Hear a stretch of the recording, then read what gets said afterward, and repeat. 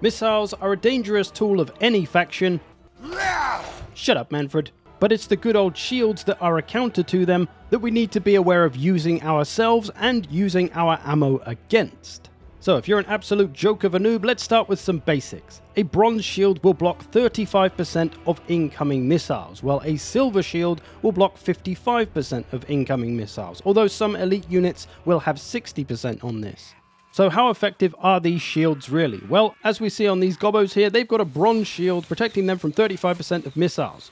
However, that's only 35% of missiles that actually land. All these ones in the ground that missed don't go into that. So this is wasted ammo as well. So let's say, a rough guess, this is 15% of the ammo simply just missing and not hitting its target. And then 35% being blocked by a shield. So that's potentially 50% of ammo being wasted. And then against a silver shield, that's 55% plus, say, another 15%. That's 70% ammo wasted. Of course, that could go down if they were closer and the accuracy was better, so it may go down 5 or 10%. But still, you understand that's pretty bad, right? As an example here, let's see how much of these High Elf Archers' ammo they have to use to take out these gobos. Bearing in mind, they are a fair distance away at about 80% of the High Elf Archers' range, so not completely inaccurate like right at the end of their range, but still not terribly accurate.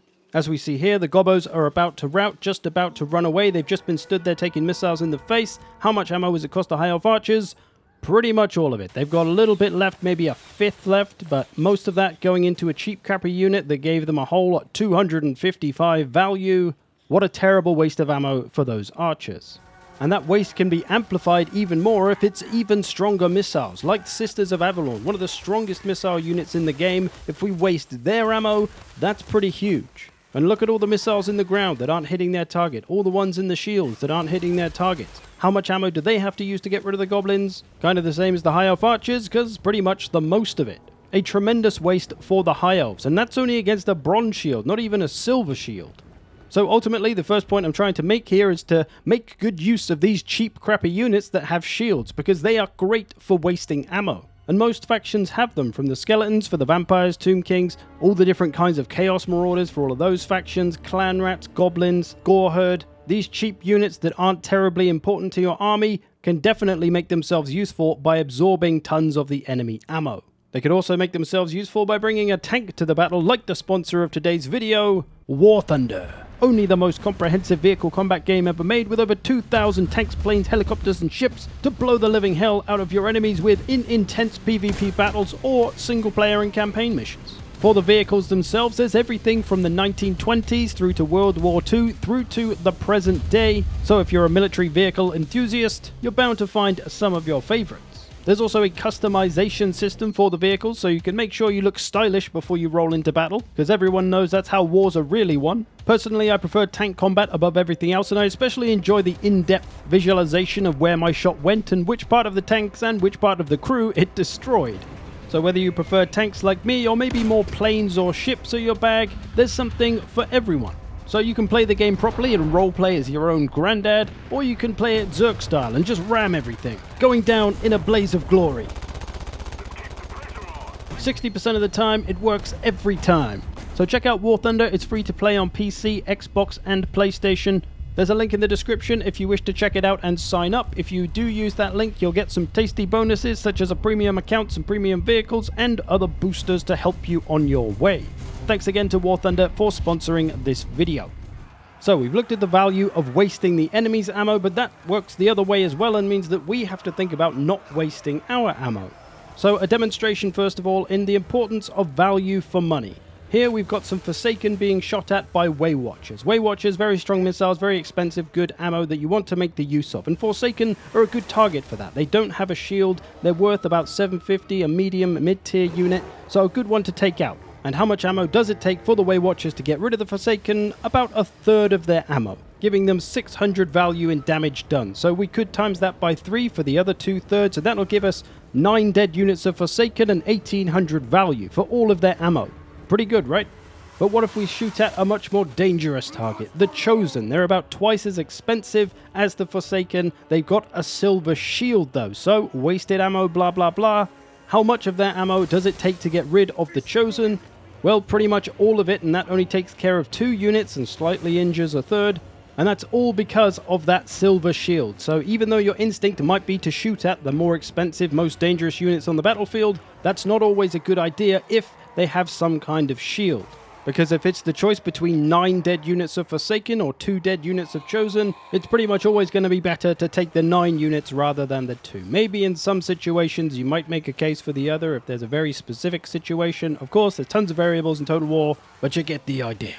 But here's a few things we can do about the shielded units without wasting all of our ammo. So we need to get behind them and shoot them from the back or sides so that their shields don't come into play. One thing we can attempt to do is to flank with our missiles. Try to come up behind, let's say, an enemy front line that's all fighting your boys. Their backs are exposed, their shields aren't going to come into play from this direction. We can do a lot of damage with our missiles. But of course, be wary if there's some cav or something out wide. There's a good chance you'll leave yourself exposed to them charging you, and that's obviously going to be a disaster. So be wary, only do this if it looks safe to do so. Or bring another unit along with this flanking missile unit to protect it. A unit of spears, a unit of cav, whatever allows them to fire into the backs of these strong shielded units that would otherwise waste your ammo if you shot them from the front. So keep an eye out for these opportunities. I do this a lot. I use this tactic quite often. If I've got missile units that don't look like they're going to be threatened by anything, just nip them around the flank, shoot stuff in the back. It's very good and a great way to ensure you don't waste your ammo. Another way is with the use of single entities, because when a single entity flies into a group of infantry, they'll all turn to face it, and that can make them turn their backs, turn their shields, and thus you'll be able to shoot them in the back. So if you've got any kind of monster or lord or hero or anything on a chariot, whatever, if it's in a crowd having a fight, they'll be turning to face it. That could be an opportunity to get some shots in and avoid shields. So you've got to find ways to get around the shield. Sometimes that can just be the angle and positioning of your unit to make an enemy unit fight it so it exposes itself, or things like this with the single entities or the flanking. And overall, just try to be more aware of the enemy units that you're about to face and if they have a shield or not. Especially silver shields, watch out for those, try not to shoot at those. Bronze shielded units like these Homemasters are a little bit more viable to shoot at. You're still going to be wasting some ammo, but it's not as bad, and in this case that's a powerful unit to try and take out. But obviously unshielded powerful units are going to be the best target for your missiles, and it doesn't have to just be infantry, that could be cavalry, monsters, whatever. But I've seen a lot of noobs in my time in multiplayer battles that just start wasting all their ammo firing at silver shields and think that they're doing something good with the ammo, but maybe don't realize that most of it's just not really doing anything. So you got to pick out those unshielded units or pick out those shielded units that have maybe got their back to you for a second and take advantage. And when it comes to low crappy chaff infantry, the tier 1 units with the shields like the goblins, generally you don't want to waste your ammo shooting at those, but in some cases it might be necessary. If there's a lot of them, you need to stop them from getting after your missiles perhaps, then by all means go for them, but usually the ammo is going to be better spent taking out stronger units, and melee infantry or cav can take out all those crappy chaff boys. Do remember though that some units do have the shield breaker ability, and this is typically on the long range missile units like Jezzails, crane gunners, deck gunners. They have this shield breaker ability, minus 24 block chance. So that essentially turns a bronze shield into almost like a unit not really having a shield, and then it turns a silver shield into a bronze shield, roughly.